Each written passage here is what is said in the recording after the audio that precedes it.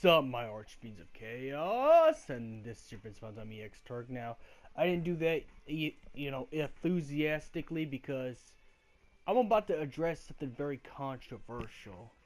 Now, I waited until the whole, Logan Paul and Suicide Forest controversy died out because this could hurt my subscriber count or grow my subscriber count, considering the fact that this is a very touchy subject.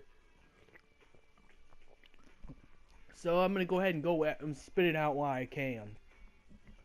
But I think there's too many edgelord channels on YouTube, edgelord streamers getting away with so much, and I want to keep talking about this because it's also another thing too. People like you until you put out facts that people aren't comfortable with. If they're not comfortable with the facts that you present, people tend to get very mad and angry and want to start a hate mob on you. But at the same time, and this goes for both streamers and YouTubers, I have to address this problem, but I gotta say it out here. People want honesty until it conflicts with their ideals. When it starts to conflict with their ideals, then they'll take open arms. But that's just only one of the problems. The other problems is, as long as you got a huge subscriber count on YouTube, it's almost if you're allowed to do anything, even if it's deplorable. It's almost if we praise edgelords for posting stuff. And this is what I call the Logan Paul syndrome. The Logan Paul syndrome is people purposely trying to be edgy, and this it can encompass to people, gamers, saying the N-word on videos and streams just to get some views because they know it's gonna get views because people are gonna get mad.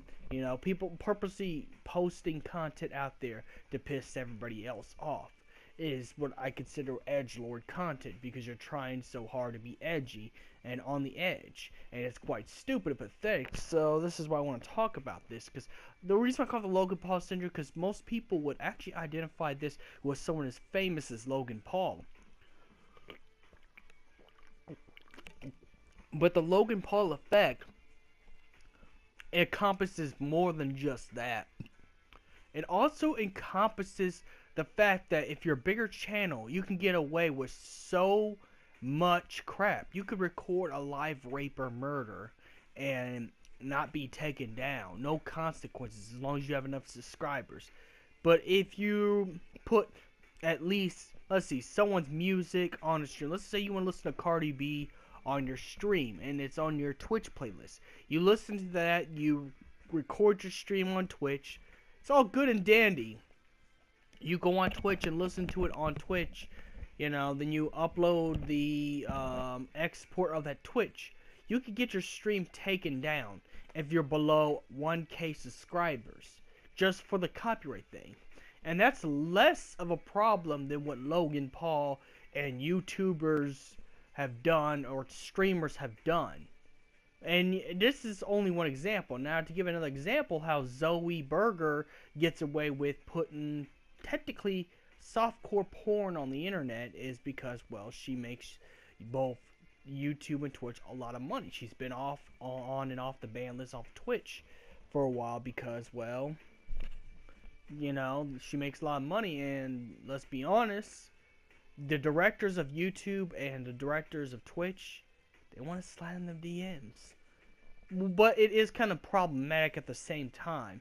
Now, I don't mean to use problematic all the time, because I know that's not the language I should be using, but it kind of is problematic when you got bigger YouTubers being able to get away with murder and record murder and just get away with that and walk away with cash in their hands and stacks up to the roof. As for smaller YouTube channel, or Twitch channels like us, the little guys, if we just even mention another YouTuber or mention a song that we like without even putting the song, we can get copyrighted. Even if you just say, or you could say something that flaggets or flaggots don't like. And flaggots is another term I created. It's people who false flags videos, which enough is already said about them. Or pretty much, if you're a smaller channel, a flaggot could say, "Oh, I don't like that opinion. I don't like that theory. It's not honest to me because it's not what I feel on the inside. I feel like I gotta tell my opinion to people. Flag, I'm reporting it. It's bullying because it's bullying my it's bullying my senses." Even though, you know, you got the option of not watching a video that doesn't agree with what you got to agree with. But, you know, it's not only this over-censorship social justice problem we have on social media. You know, especially I'm mainly talking about YouTube and Twitch. There's actually more than just the, there's actually just more than just, than just the social justice warrior, because many people play problems into this. Now, social justice warriors are bad, but if you really think about it, you really didn't need no, you know, you're not, you know, social justice warriors wouldn't be as angry if people like Logan Paul didn't go around here laughing at suicide and putting up on camera and making his younger viewers think it's okay to laugh at that stuff, you know. So it's both parties. It really is just both parties. The people who go making videos where they say hard R's just to trigger people or to get people mad, it's their fault, because then, you know, these social justice warriors could grab these videos and say, "Look, this is why we need to implement our policies on YouTube and everywhere we go, because look what this person says." I mean, I'm not going to talk about Gamergate because Gamergate was a whole mess, but that's how Gamergate was. If it wasn't for those angry guys posting death threats and rape threats to these social justice warrior feminists and not take the bait, you know, Gamergate wouldn't be looked upon as bad as it is now. But, you know, it's always, you know, the problem is it's both people's fault. In this case, it is. It's the social justice warriors' fault for trying to, you know, get everything demonetized and cause ad apocalypse, because, you know, it does hurt. It does not only hurt us, the little guys, probably more, but it can hurt people who got big numbers of subscribers that are actually making good content. So they feel like quitting. Same thing with streaming. You know, I don't think we should implement social justice warriors type of YouTube. But you know, but at the same time, this also comes from the regular people like us to do one thing, and all we need to do is just this one simple thing, and that's to be a decent person, not to flag videos that you don't like, not to put stuff that's just harmful on the internet or something like that. Not to say we can't have opinions. You can have opinions, you know. If you want to, if you're talking about like stuff like statistics or you know, more crimes committed in by certain people, you have your own political channel to do that with. But I just have a problem when people purposely say stuff that's just horrible. Rather, it's just the word like the hard N word with the hard R, or people like Logan Paul recording something that should not have been recorded. Because if people record that, then they're going to try, what they're going to end up trying to do is trying to outdo Logan Paul. So they'll record a murder or rape and put it up on the internet, and that's just not alright. So it takes both kind of people to change the way Twitch and YouTube is viewed and all these communities. If we stop trying to be edgy and try to trigger others, the better communities will get, the better the ad apocalypse would end. People would get better. It would get Twitch affiliate very easy and simple. I'm not saying that you're not going to get none for being controversial, but you know, there's a difference between like how low tier God has an opinion on something and he'll say opinion that's probably not popular, than there is of saying something that's completely terrible, outline, and horrible, and downright disgusting, or at least record something that's downright disgusting. Now, you know,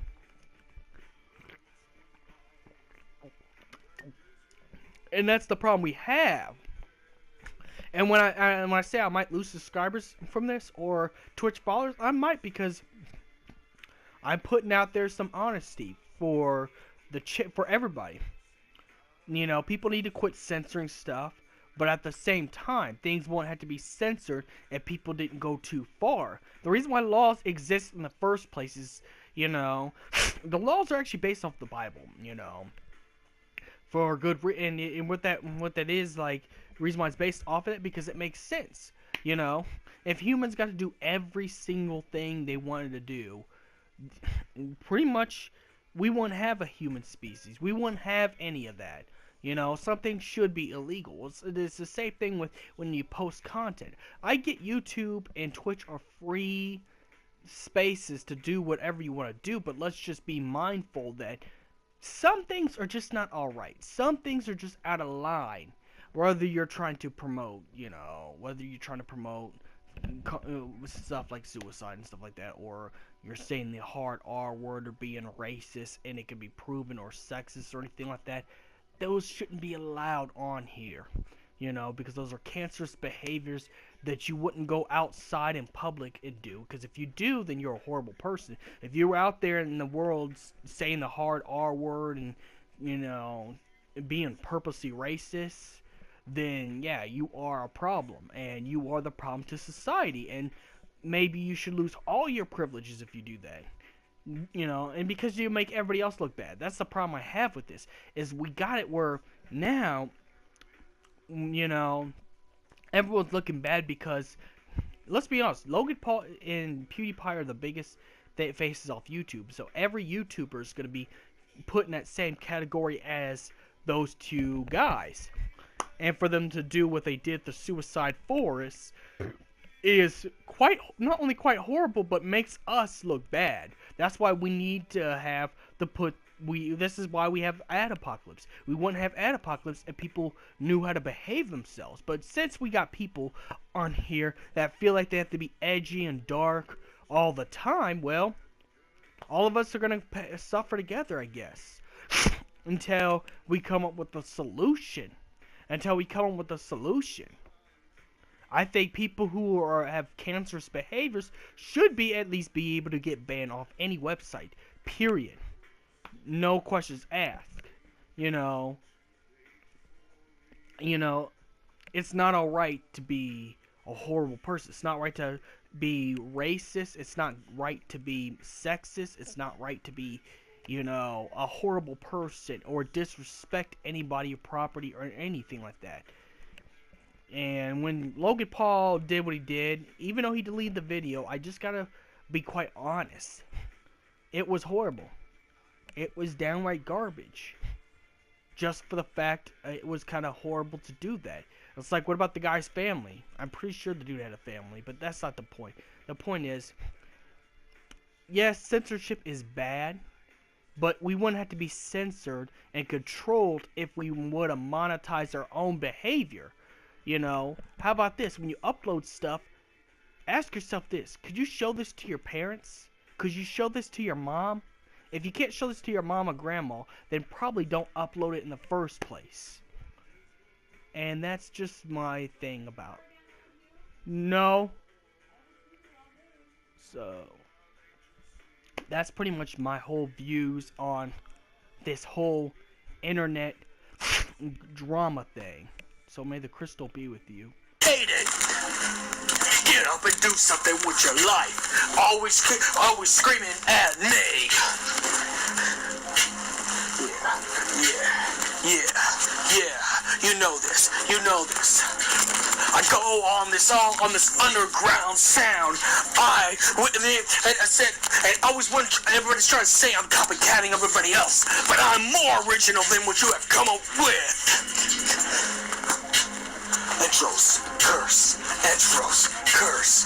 Etros, curse. Etros, curse.